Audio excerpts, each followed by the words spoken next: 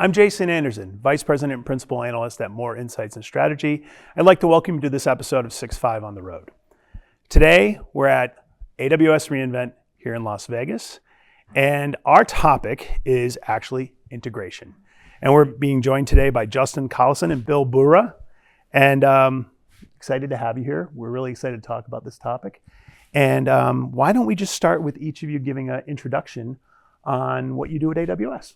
Sure, I'll start. So I'm the Director of Application Integration, and so it's a group I am responsible for building a set of services that are critical to integration on AWS. And I also work closely with a lot of other service teams. So I'm a part of the team that builds these capabilities that enable customers. Okay. And so I lead go-to-market worldwide for our application modernization and integration services. And so I work closely with our customers to really understand what their modernization goals are and where integration can play a role in that, and loop that back into the underlying services that AWS provides. Perfect. So why don't we talk about the customer side of this in terms of, how are organizations thinking about integration today, particularly around modernization of their existing applications and moving them into the cloud? Customers are thinking more and more about integration in a strategic manner. So integration is something that you can think about tactically to solve specific problems. But what we're finding is for a lot of companies, integration is becoming a strategic imperative. And the reason behind that is really the challenges that these customers are facing. So the challenges they're facing are much the same as they have for many years, but those challenges are growing and they're accelerating. So one is the pressure to modernize is increasing. As time moves on, these legacy systems that have formed the basis for these organizations and their technology before, they're aging, they're getting farther along, and there's a greater and greater need to move those to the cloud, to modernize them into new architectures. This is building over time. And so that's creating additional pressure. Yeah, I bet you the skills are also a problem. Exactly. It's not just the technology, right? It's also the people. Yeah, it's the people, it's the infrastructure, it's all of these things. The second one that's accelerating is the need to innovate. Every organization is under tremendous pressure to innovate in order to keep up with their competitors and keep up with their customer expectations. I have a lot of these organizations that have these more legacy systems that they've built and have driven their past success, but now they have to compete against new competitors that are maybe born in the cloud, building modern architectures from the start. And we add in the advances in AI over the last while that are allowing new folks to come in and challenge incumbents. So the need to innovate is greater than ever. Okay. Now, with that, one of the other things we're finding with our customers is they're recognizing the need to embrace diversity. So in the past or in other times, they may have thought, I need to modernize and I need to take all of this technologies, these rich technology assets, and move them all at once. And what they're recognizing more and more is they need to embrace the diversity. Some of those things are better to stay where they are. Some of them are better to move parts of them. Some of them are moving wholesale. They also recognize they want to go to SaaS providers or cloud providers like AWS to get components. And those are going to be diverse and different. And this is what's driving the importance of integration. They need to think about integration from the start so that they can take advantage of all of these diverse components. Okay. Yeah, and more as we speak to customers, and particularly the technical audience, we're starting to see a shift between the technical teams providing a service or a bit of a cost center for the organization to really becoming an enabler for the business and becoming a profit driver. And so some things that Justin talked about, pressure to get applications out quicker, to move through the release cycles faster. So instead of 6 or 12 months to monthly or weekly. We're also seeing a lot more from a customer experience perspective where events are really starting to derive the outcomes of these solutions, right? So if you think about an airline industry, for example, there's a weather storm. What impact does that have upon the flight schedules, the hotel bookings, insurance? Is the same thing. So there's a lot more of that event type stuff and integration into these SaaS applications that Justin spoke about. And something that Bill just said, Bill talked about events. So another thing that we're seeing is a really strong movement in the marketplace is embracing event-driven architectures. Okay. So event-driven architectures are a pattern that's been around for a long time, but with the advent of the cloud, advent of some of these modern architectures, it's really allowing those to accelerate and move more quickly. And so one of the things that event-driven architectures help when you're thinking about integration is they allow individual participants to remain decoupled, where they can take, maybe you have a legacy application that's built on a relational database. You can source events from that on important things that are happening and then make those available in the cloud. And then you can allow that innovation to work where the producer here doesn't need to change and these other pieces can move at a different pace. This follows the diversity that I talked about and allows the organization to move in a very agile way. Okay. It's interesting just because how it's evolved. It used to be one of those things that was like an inhibitor to moving forward with innovation, right? When people were talking about like way back with service-oriented architectures, things like that, where it was like, oh, we got to do that before we get to the cool stuff type of thing. Now it's good that it's integrated. Exactly. Enabler of innovation. And some of the offerings that we have in AWS are a big part of what's changed that equation. Where previously, as you said, these things would be an inhibitor because they required organizations to invest a lot upfront in oftentimes licensing, oftentimes in expertise in order to get started. With the cloud, they can take this and move forward immediately. So can we double click a little bit on AWS's approach to integration then? That's a good jumping off point. One of the things when we look at AWS, and one of the things I've been here now for about 6 years and I've learned a lot about how to drive innovation and continue at scale is, one, we're disproportionately customer obsessed. We don't build things that we think are going to be cool or sound cool. They're based on concrete customer problems. That's the first thing. And the second thing is we don't believe that one size fits all. There's such diversity in needs in customers that we really want to focus on providing purpose-built solutions that our customers can use and apply. And that's why you may find, for example, a data streaming service that people use in integration like Kinesis that's fully AWS native, but we also provide managed services for Kafka. So similar types of patterns that you will see, and it's about providing the right tool for the right job. So generally speaking, when we talk to our customers, whether it's the business side or the technical side, we are hearing that they want to have cloud-based solutions. So when Justin talked about having they may be at different stages of their maturity. So they might have some stuff on-prem, they may have stuff in the cloud, they're building microservices. As they move into AWS, they're looking for solutions that are also cloud-based so that they can take advantage of the speed, the agility, and all the benefits that come with cloud. So that's number one that we're hearing from them. Secondly, you talked about specialized skill sets, right? And so the ability for them to leverage the AWS skills that they've got. And then they've got these diverse use cases. So being able to have purpose-built solutions is important.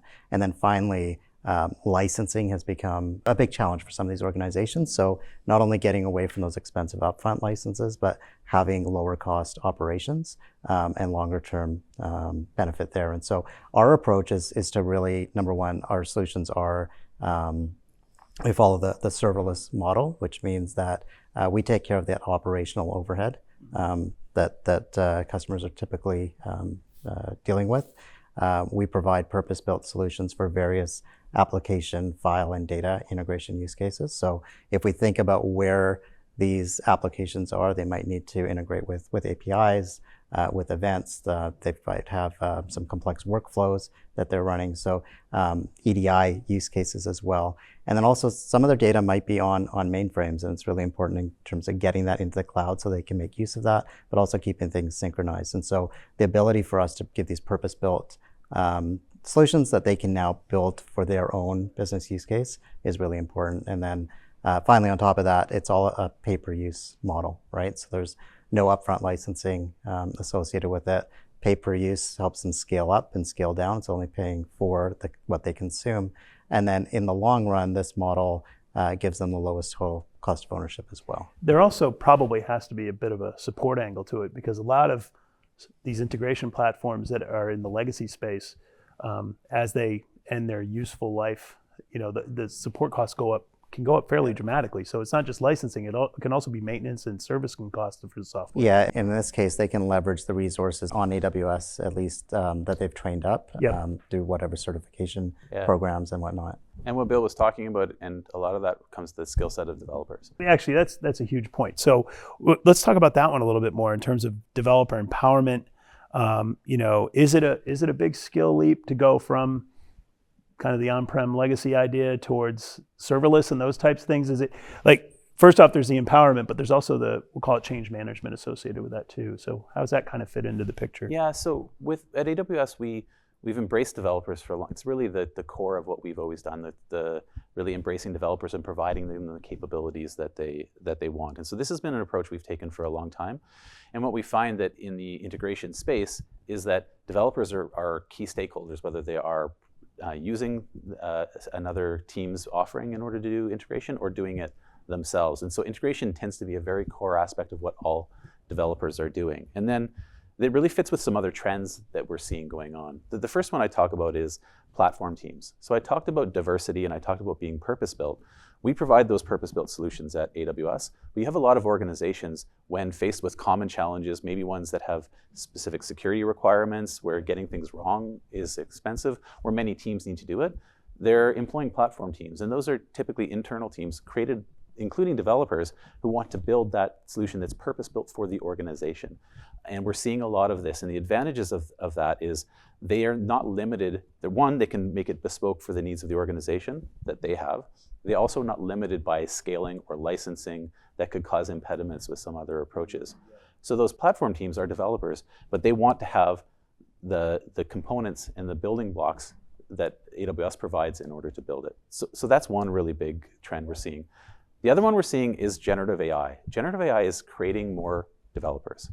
In the past, being a developer and taking a developer-driven approach to solve problems would require a skill set using a general purpose programming language in order to work with these things. The advancement, things like Amazon Q, are making a huge difference in helping people to gain that skill set of being a developer, get access to this expertise, and learn this language in order to solve problems. And so we see that happening and reinforcing developers driving integration in the future.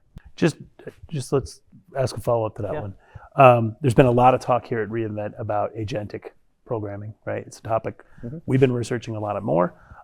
It sounds like it's an enabler, right? To people having to like not know SOAP and all this other old stuff, right? In terms of getting it done. So, but is there some level of integration between agentic applications and the integration services themselves, or is it actually pretty straightforward? I think it's something that's really emerging, and it's going to be really exciting to see what happens over the next while. But I see these really going sort of hand in glove and moving things forward. Okay. So when we see agents being applied, we can see them in the software development space of helping those people building. One can imagine someone who needs to, maybe they're in a role where their responsibility is to integrate two systems together, and agents being able to help them to apply best practices, to apply validation in what they're doing. But we also expect to see agents used for driving integration, for being the things that are doing the integration, maybe between in a conversation that's happening with others. So we see that happening, and a lot. I think it's a really exciting and emerging space. I also think it has a big role, especially with integration where performance comes into the fold, right? Making sure you're getting the right throughput and that the right data is getting to the right place at the right time. So I could see an observability angle being a pretty big play there as well. Yeah. So why don't we talk about the costs and operational benefits that organizations see when building AWS integration solutions? At Amazon, we think of it not so much from a usage perspective or a licensing perspective, but really that total cost of ownership. Okay. And so when you look at the total cost of ownership approach there, as I mentioned earlier, on the serverless side of things, the operational overhead goes away. And so the organization can focus in on what's going to drive business value for them. The other piece of it is there's no licenses associated with our solution. So your upfront and your ongoing costs go down.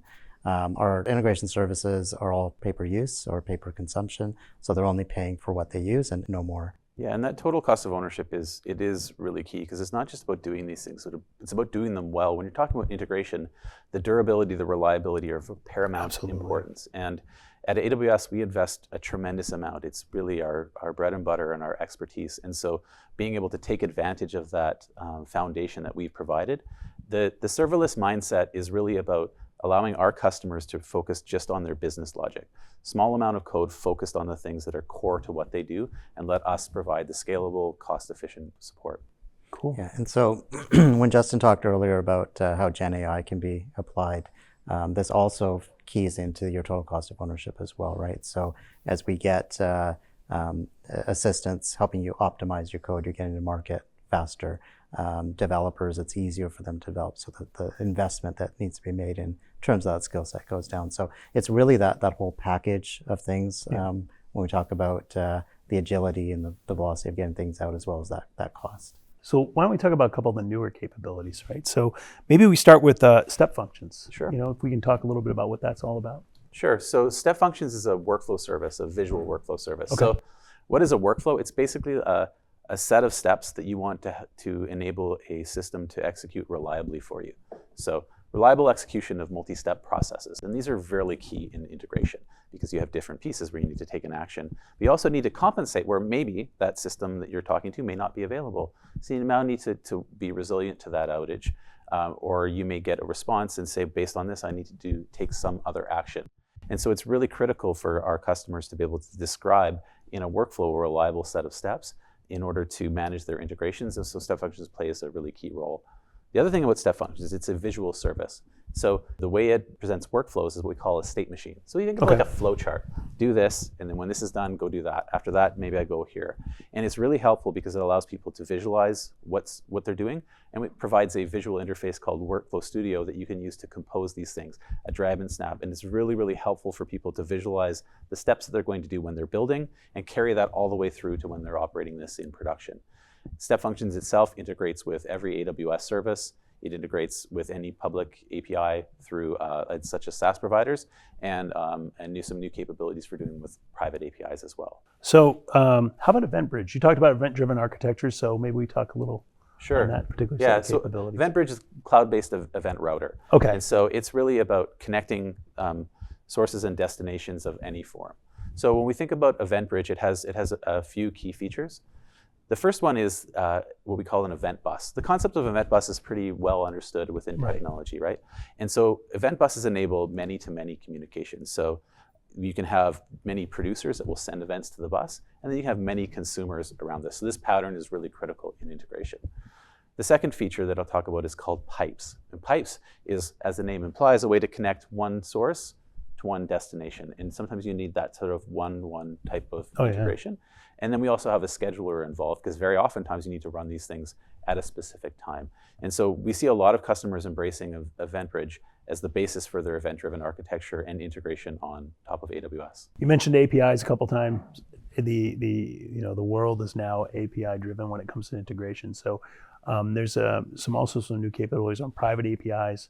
And what does that ultimately mean to the customer, right? Because that's becoming a big deal, especially for customers who want to deploy those in the cloud. Yeah, so we're really excited about this. We just launched it this week. So I talked earlier about how both Event Bridge and Step Functions can communicate with other APIs. So prior to this launch, we were able to do those, but those APIs needed to be publicly accessible. So really great for when you're integrating with SaaS providers, et cetera. But very often, we talked about, if I go back to where we started, these organizations have different applications. They have thousands of applications, and many of those are running in private network environments. Right. And they want to be able to have those and help them compose. So now with this capability, the organization can say this specific API from this network environment, I want to make it selectively available. And then we can have Event Bridge and Step Functions both connect to those and send events. What that allows them to do is to bridge across these different network environments and really make this whole integration movement a lot simpler, a lot easier, a lot less need to invest in development to help assure security, assure compliance, assure performance. We can take care of all of that for you. And it's a really great accelerant to these modernization efforts. That stuff always sounds great. New features are awesome. Why don't we switch and kind of close out with some customer stories? So I know you both have some to share, so would love to hear them. One of the things I enjoy most about my role is that I get to talk to customers about what they're doing. We've got customers across the spectrum that use integrations for, it could be data processing workloads or real-time analysis of things, all the way up to they need to go and replace their integrations platform. Some of the most novel or innovative things that happened were back in the pandemic, for example. Taco Bell is an interesting example of this because during the pandemic, they had to close down their in-store operations and move to an online model. Okay. And then they partnered with a delivery app service. So initially, they had to swivel chair where they would input an order into their POS system, and then they'd have to do that on the delivery app. Yep. So within a course of a couple of weeks, they were able to create a powerful integration to do that for them automatically with the food service delivery. And building on what Bill is saying there, this is the sort of thing that people are able to do because they can take advantage of these capabilities that are available in the cloud, enables agility that just would have been unthinkable before. Gotcha. So that's one of the ones where the innovation really came out. One of my favorite ones, and I'm Canadian and I fly Air Canada a lot. About a year or two ago, Air Canada completely re-envisioned their Aeroplan app. So Aeroplan is where traditionally you could a passenger could go in and you could redeem your rewards miles. Okay. They moved from an off-the-shelf type solution to a microservice-based architecture using event-driven architectures and serverless primitives to create an application where I, as a consumer, can now go in. I can check out my flights. I can book flights. I can book hotels. I can redeem rewards points as well. They've integrated that with their reservation systems, so it's a full solution. And now they've started to extend that using the composability of the solution to other partners. So if I go to a gas station and fill up, I can use my points there. If I use my bank card, I get those points. So really, they've built this ecosystem within the application using these composable modules. And you're not doing that in a private data center, right? I mean, it's just too hard, really expensive to do. So the cloud really opens that up to connect to other companies. And taking that one step further, so coming out of the pandemic, and in Canada, a lot of the carriers were taking heat because bags were being lost, things were being damaged. People were complaining. They resorted to buying air tags and putting them everywhere. And so Air Canada, they used event-driven architectures and our integration services to create a baggage tracking app. So now when you check in, your bag is scanned, and then they give updates at when it's put on the carousel, when it gets on the plane, when it's offloaded. And what was interesting about that approach is that they had to work with airports around the world where there's already baggage events that are happening, and I think it's between 10 and 15 events per bag times hundreds of thousands of bags. Oh, wow. So in their system, they ingest the data. They take a look at what they care about. They give updates on their mobile app as well as their website. And from a modular perspective, they were able to then expand that to you could subscribe for push notifications. Okay. So again, an example of where these integration services allow you to focus on a business problem, solve that and rapidly get that to market, and then start to scale up as you get different use cases coming in and build that up. For sure. So I'm going to share one of my favorite customer stories, which is Nationwide Children's Hospital. So Nationwide Children's Hospital is one of the largest pediatric hospitals in the U.S. And they have a really interesting partnership with it. They have a genomics institute as well, where they do a lot of genomics research. And so they end up treating sick kids. And so the genomics research, and they match the research with the clinical application. What they do is a lot of work where they can look at they have a sick kid that comes in, and they can, fighting cancer often, and they can get blood samples and they can start looking at this child's genomics and understand exactly the nature of the disease that they're facing. And then they can use that in order to provide targeted treatment. So they've been working on this for a while in this great partnership between the hospital and the research. And as you can imagine, a lot of medical expertise, a lot of research expertise, and a lot of data. And they wanted to make this move faster because this would take, in the order of weeks from getting a sample until getting it in the hands of the practitioner.